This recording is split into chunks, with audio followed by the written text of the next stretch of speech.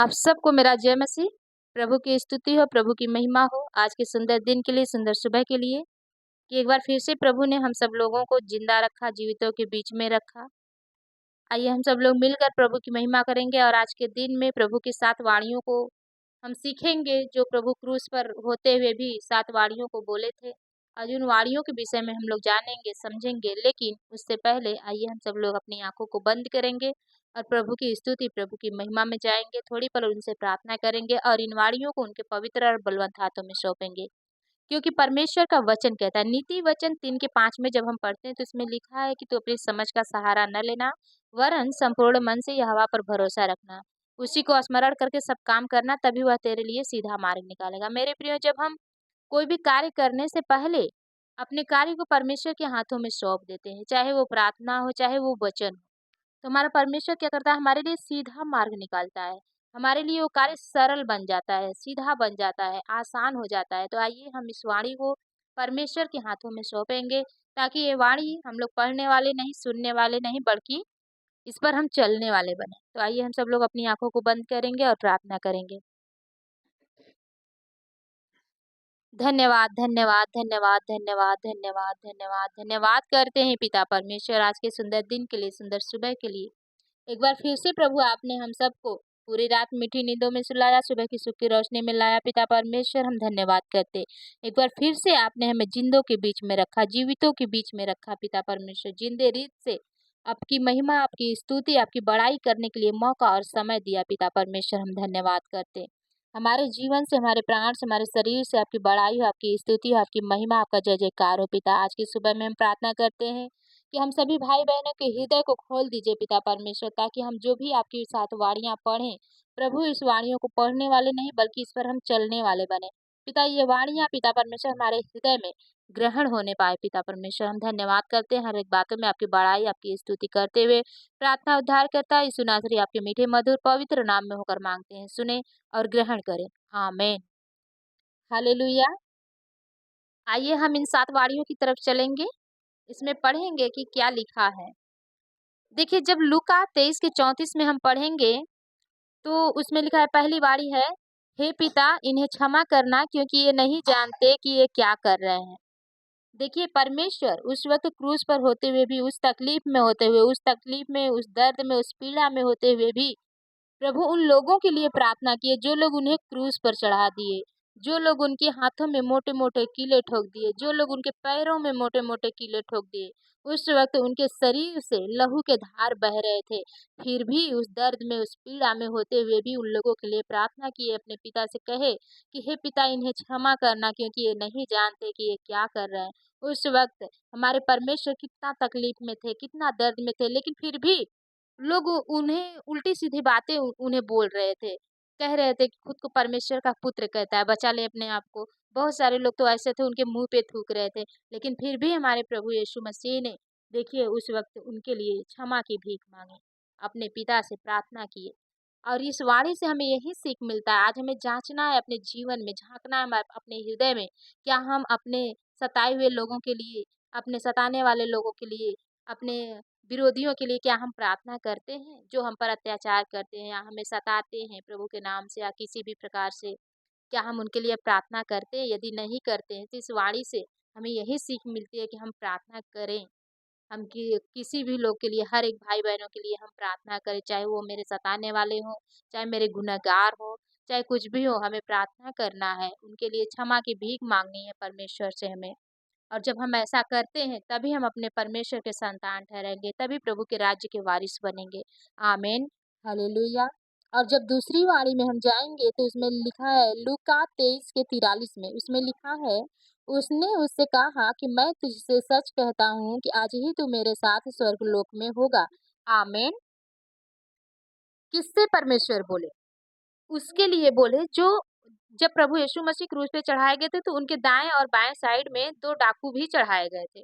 उन्हीं दोनों के बीच में प्रभु यीशु मसीह को चढ़ाया गया था, क्योंकि वो दोनों गुनहगार थे और इसीलिए उनके बीच में प्रभु यीशु मसीह को चढ़ाया गया कि ये भी गुनहगार है। लेकिन हमारा परमेश्वर बेगुनाह होते हुए भी गुनहगार लोगों के बीच में उन्हें चढ़ाया गया। और यो उसमें एक जो डाकू था, वो क्या बोला कि हम लोग तो गुनहगार हैं इसलिए चढ़ाए गए, लेकिन ये जो व्यक्ति है ये तो बेगुनाह है, फिर भी इसी लोग क्यों चढ़ा दिए?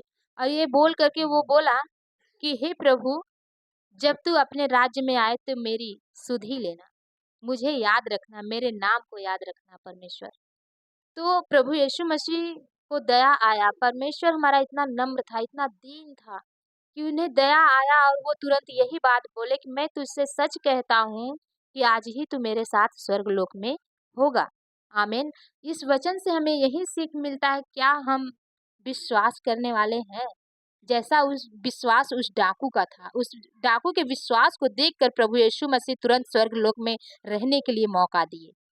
आज हमें देखना है कि क्या हम भी ऐसा विश्वास करते हैं? परमेश्वर का वचन कहता है, विश्वास से तुम जो कुछ मांगोगे सोचो तुम्हें मिल गया।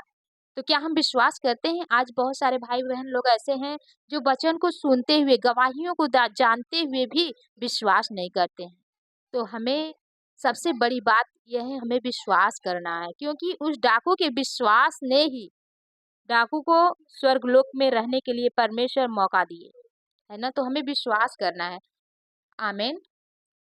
और जब तीसरी वाणी हम देखेंगे यूहन्ना 19 के 26 में, इसमें लिखा है, जब प्रभु यीशु ने अपने माता और उस चेले को जिससे वह प्रेम रखते थे पास खड़े देखे, तो बोले कि हे नारी, यह तेरा पुत्र है। आमीन। देखिए, जब प्रभु यीशु मसीह अपने आखिरी समय में जब वो क्रूस पे चढ़ाए गए थे, तो भी अपनी माता की जिम्मेदारियों को वो नहीं भूले। उन्हें याद था कि वो मेरी माँ है, और वो जाते-जाते भी वो अपने चेलों के हाथों में अपनी माँ को सौंप दिए। बोले कि हे नारी, देख यह तेरा पुत्र है। उनके वो जानते थे कि ये चेला मेरा मुझसे इतना प्रेम करता है, मुझसे इतना प्यार करता है, तो मेरी माँ से भी उतना प्रेम रखेगा। और जाते-जाते भी वो ऐसे चेले के हाथ में दिए जो चेला बहुत ही प्यार करने वाला था। तो उनके हाथों में दिए। इस वचन से, इस वाणी से हमें यही सीख मिलता है। आज बहुत सारे भाई-बहन ऐसे हैं जो नौकरी पाते ही शादी-विवाह होता है, अपनी पत्नी को लेकर, अपने परिवार को लेकर के दूर चले जाते हैं, यदि नौकरी के कारण दूर चले जाते हैं, तो क्या करते हैं, अपने माँ-बाप की ज़िम्मेदारियों को भूल जाते हैं। लेकिन हमारे परमेश्वर की वाणी हमें सिखाती है कि हम चाहे कहीं भी हों, चाहे देश हो, चाहे विदेश हो, किसी भी प्रकार से हम जब बाहर हों, तो अपनी माँ की ज़िम्मेदारियों को हम कभी ना भूलें, क्योंकि वो हमारी जन्म देने वाली माँ। हम अपने माँ की, पिता की ज़िम्मेदारियों को कभी नहीं भूलना है हमें, क्योंकि ये परमेश्वर का वचन हमें सिखा रहा है और परमेश्वर के वचन के अनुसार हमें चलना है, उनके खिलाफ नहीं चलना है। आमीन। और जब हम चौथी वाणी पढ़ेंगे तो मत्ती 27 के 46 में लिखा है कि तीसरी पहर के निकट यीशु ने बड़े शब्द से पुकार कर कहा, एली एली लमा सबक्तनी, यानी हे मेरे परमेश्वर, हे मेरे परमेश्वर, तूने मुझे क्यों छोड़ दिया? आमीन। देखिए, जब सारे जगत के पापों को लेकर हमारा प्रभु यीशु मसीह क्रूस पे चढ़ गए, तो उन्हें, उनके अंदर जैसे अविश्वास आ गया। उन्हें ऐसा लगा कि हमारा जो परमेश्वर, हमारा जो पिता है, पवित्र है। क्योंकि परमेश्वर का वचन कहता है कि मैं भस्म कर देने वाला आग हूँ, मैं जलन रखने वाला आग हूँ। उनका वचन कहता है। जब हम पाप करते हैं, छोटा-सा भी गुनाह करते हैं, तो हमारा परमेश्वर क्या कहता है कि मैं भस्म कर देने वाला आग हूँ, यानी वो भस्म कर देगा हमें। छोटी-छोटी पापों के लिए। आज हमारे प्रभु यीशु मसीह की दया है, उनकी करुणा है कि आज हम क्षमा किए जाते हैं। तो उस वक़्त हमारे प्रभु यीशु मसीह के अंदर अविश्वास आया और उन्हें लगा ऐसा कि अब हम पापी हो गए हैं। पहले तो हम पवित्र थे, लेकिन अब हम सारे जगत के पापों को लेकर के अब हम पापी हो गए हैं। इसलिए हमारा जो प्रभु है, हमारा जो पिता है, अब हमें छोड़ दिया है। तो वो बोल रहे हैं कि हे मेरे परमेश्वर, हे मेरे परमेश्वर, तूने मुझे क्यों छोड़ दिया? आमीन। हालेलुया। और जब हम इनकी 5वीं वाणी में जाते हैं तो इसमें लिखा है यूहन्ना 19 के 28 में लिखा है, इसके बाद यीशु ने यह जानकर कि अब सब कुछ पूरा हो चुका, इसलिए कि पवित्र शास्त्र में जो कहा गया वह पूरा हो, कहा मैं प्यासा हूँ। आमीन। देखिए, परमेश्वर प्रभु यीशु मसीह जानते थे कि ये पवित्र शास्त्र में लिखा हुआ था, ये भविष्यवक्ताओं के द्वारा लिखा हुआ था, जो हमारे जीवन से पूरा हुआ। और जब वो पूरा हो गया तो वो बोले कि मैं प्यासा हूँ। और वो किस चीज के प्यासे थे? क्या पानी के प्यासे थे, जल के प्यासे थे? नहीं, वो ना पानी के प्यासे थे और ना जल के प्यासे थे, बल्कि वो किसके प्यासे थे? सारे जगत के प्यासे थे, क्योंकि सारे जगत के लिए वो क्रूस पे चढ़े, सारे जगत के लिए वो बलिदान हो गए। आज जिस भाई-बहन के लिए, जिस संसार के लिए वो बलिदान हो गए, आज उस संसार के वो प्यासे थे, भूखे थे। आमीन। आइए, हम लोग छठी वाणी में जाएँगे, इसमें लिखा है यूहन्ना 19 के 30 में इसमें लिखा है कि जब यीशु ने वह सिरका लिया तो कहा पूरा हुआ। देखिए जब प्रभु यीशु मसीह ने बोले कि मैं प्यासा हूँ, तो वो लोग क्या किए कि एक डंडा था उसमें कपड़ा-वपड़ा कुछ भी बँधा हुआ था जैसे, तो उसको क्या किया सिरके में डुबोए और सिरके में डुबो करके उनके मुँह तर लगाए और जब वो लिए, तो यही बोले कि पूरा हुआ। उनके जीवन से जो होना था वो सब कुछ पूरा हो गया, वही बोले वो पूरा हुआ। और जब हम लूका 23 के 46 पद में पढ़ेंगे 7वीं और आखिरी वाली तो उसमें लिखा है और यीशु ने बड़े शब्द से पुकार कर कहा, हे पिता मैं अपनी आत्मा तेरे हाथों में सौंपता हूँ और यह कहकर प्राण छोड़ दिए। आमीन।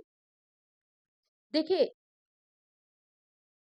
परमेश्वर हमारा प्रभु यीशु मसीह बड़े शब्द से पुकार कर बोले कि हे पिता मैं अपनी आत्मा तेरे हाथों में सौंपता हूँ। आज मेरे भाइयों जब पहले के जो पुरानी होते हैं, जो बुजुर्ग होते हैं, बड़े बुजुर्ग होते हैं, जब उनका आखिरी सांस चलता है तो वो यही कहते हैं, हे पिता मुझे बुला ले, हे परमेश्वर मुझे बुला ले, हे प्रभु मुझे बुला ले।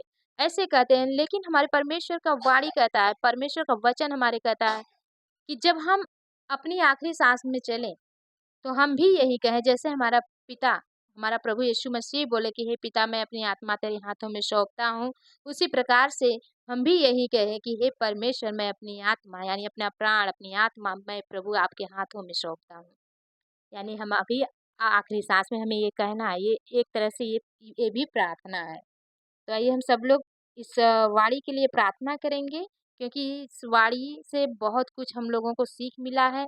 आज से हम लोग इस वाणी पर चलने वाले बनेंगे। प्रभु की आशीष अब उनकी दया हमारे जीवन में आई है क्योंकि देखिए बहुत ही दुःख के साथ, बहुत ही तकलीफ को झेलते हुए हमारे प्रभु यीशु मसीह ने इन वाणियों को बोला। तो क्यों बोला? क्योंकि ये वाणियाँ हम लोग के जीवन में हो। प्रभु चाहता है जो हमारे लोग हैं, जो हमारी प्रजाएँ हैं, हमारी इन वाणियों को जानें और इन वाणियों पर चलने वाले बने। है ना? क्योंकि प्रभु हमें सभी लोगों के लिए वो क्रूस पे बलिदान हुए, वो अपने आप को कुर्बान कर दिए। आज उनके बलिदान को हमें याद करना है। जब हम इन वारियों को याद करते हैं, उनके बलिदान को याद करते हैं, है ना? एक समय आता है ना जो महीने में एक बार हम लोग प्रभु भोज लेते हैं। तो जब प्रभु भोज लेते हैं तो क्या करते हैं? उनके बलिदान को हम याद करते हैं, है ना? तो आइए हम सब लोग इन वारियों को के लिए हम प्रार्थना करेंगे। सब लोग अपनी-अपनी आँखों को बंद करेंगे। धन्यवाद, धन्यवाद, धन्यवाद, धन्यवाद। Hallelujah, hallelujah, hallelujah, hallelujah. हमसे प्रेम करने वाले पिता परमेश्वर, हम आपकी बड़ाई करते हैं प्रभु, आपकी स्तुति करते हैं, आपकी महिमा करते हैं पिता। सच में आप महान हैं, अनुग्रहकारी हैं, दयालु हैं, सामर्थी हैं पिता परमेश्वर। आप हमारे लिए मारे गए, गाड़े गए, 39 कोड़े खाए पिता परमेश्वर और तीसरे दिन मृतकों में से जी उठे। पिता परमेश्वर हम धन्यवाद करते हैं। प्रभु जी आपकी बड़ाई, आपकी स्तुति करते हैं पिता परमेश्वर। आपका वचन कहता है कि आप इसलिए मरे ताकि हम आपके लिए जिए, आपकी अपनी इच्छाओं के लिए नहीं, अपनी इच्छाओं को पूरा करने के लिए नहीं, अपने लिए नहीं, बल्कि जैसे आपने अपने पिता की इच्छाओं को अपने जीवन से पूरा किया, ठीक उसी प्रकार से प्रभु हमारे जीवन से भी आपकी हर इच्छा पूरी होने पाए। पिता परमेश्वर हम धन्यवाद करते हैं, सच में आप महान हैं, अनुग्रहकारी हैं पिता। आप हमसे प्रेम करने वाले परमेश्वर हैं पिता परमेश्वर। आप असंभव को संभव करने वाले परमेश्वर हैं पिता। हवा के रुख को बदलने वाले परमेश्वर हैं पिता। हम धन्यवाद करते हैं, आप आदि हैं, अंत हैं, अल्फा ओमेगा हैं पिता परमेश्वर। हम धन्यवाद करते हैं प्रभु आप हर दिन हमें एक नया जीवन देते हैं, एक नए सुबह देखने के लिए मौका और समय देते हैं पिता परमेश्वर। हम धन्यवाद करते हैं प्रभु आज के दिन में हम प्रार्थना करते हैं कि इन वाणियों को प्रभु हम सभी भाई बहन लोग सुने और इन वाणियों के द्वारा प्रभु हम सभी लोगों के जीवन में बदलाव आया पिता। और इन वाणियों से प्रभु हम सभी भाई बहन के हृदय में आशीष आई पिता परमेश्वर। हम चाहते हैं पिता परमेश्वर की ये वाणियाँ हमारे आखिरी सांस तक प्रभु आपके बलिदान को याद करने के लिए पिता परमेश्वर हमेशा जीती जागती रहे पिता परमेश्वर। हम धन्यवाद करते हैं इन वाणियों को हम सुनने वाले नहीं बल्कि इस पर चलने वाले बने पिता परमेश्वर। आज की सुबह में हम प्रार्थना करते हैं हम सभी भाई बहन के जीवन से पिता परमेश्वर आपकी महिमा, आपकी स्तुति, आपकी अनुग्रह आपकी दया होने पाए पिता परमेश्वर। हम धन्यवाद करते हैं हम सभी लोगों के जुबान से पिता आपकी महिमा निकलने पाए। प्रभु हम धन्यवाद करते हैं आप अनुग्रहकारी हैं, सामर्थी हैं, विलंब से क्रोध करने वाले परमेश्वर है पिता। आपका वचन कहता है स्वर्ग आपका सिंहासन है, पृथ्वी आपके पाँव की चौकी है। पिता आपका हाथ इतना छोटा नहीं कि यहाँ तक ना आए। प्रभु हम चाहते हैं कि आप अपने बलवंत हाथों को बढ़ाकर, अपनी स्तुति वाली हाथों को बढ़ाकर, अपनी छिदी हुई हाथों को बढ़ाकर हम सभी भाई बहनों में आशीष, अपनी दया, अपनी करुणा उंडेल दीजिए पिता परमेश्वर। प्रभु जी आज के दिन में प्रभु हम सभी भाई बहन के जीवन से कोई भी ऐसा गुनाह ना हो, कोई भी ऐसा पाप ना हो। पिता कोई भी हमारा कदम ऐसा ना उठे जो आपके वचन के खिलाफ हो पिता परमेश्वर।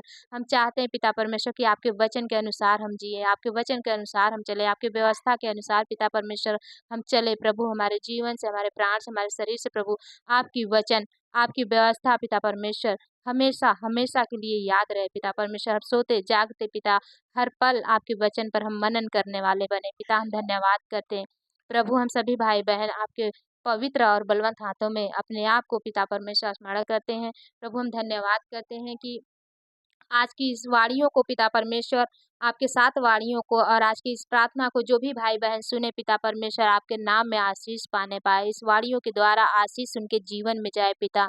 बहुत सारे भाई-बहन दुखी होंगे, परेशान होंगे, तकलीफ में होंगे, डिप्रेशन में होंगे, तनाव में होंगे।